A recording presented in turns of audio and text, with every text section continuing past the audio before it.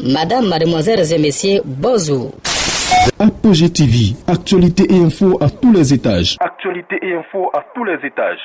Ouvrez bien vos oreilles, ça va commencer.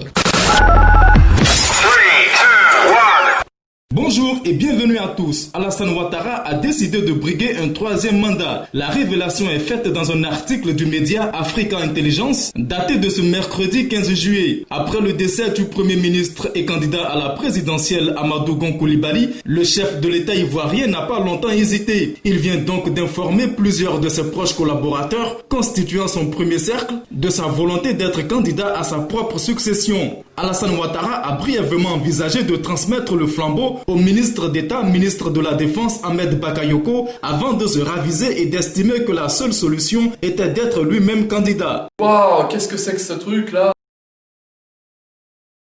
Cette décision du chef de l'exécutif ivoirien de se représenter sera aussi lourde de conséquences vis-à-vis de ses alliés diplomatiques quand on sait qu'il s'est toujours engagé auprès de ses partenaires internationaux à ne briguer que 2 mandats afin de transmettre le pouvoir à une nouvelle génération. Je voudrais vous annoncer solennellement que j'ai décidé de ne pas être candidat à l'élection présidentielle du 30.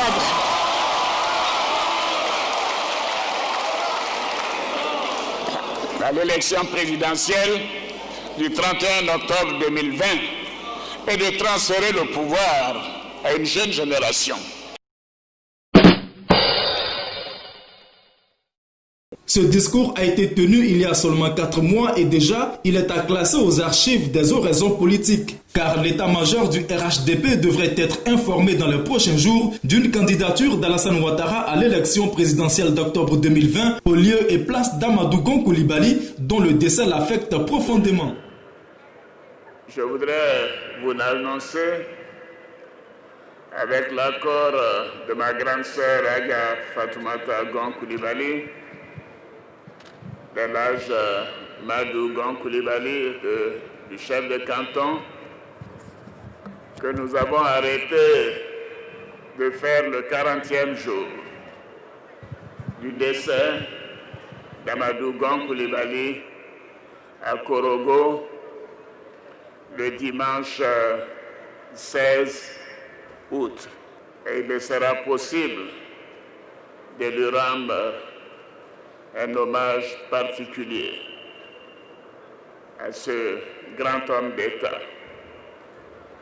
Ce fils qui m'a dit, malgré sa timidité, sa pudeur, devant la nation tout entière, à l'occasion de son retour en Côte d'Ivoire, grand frère, président, je vous aime. Je voudrais terminer en disant à Amadou que, Amadou, je t'aime, moi aussi.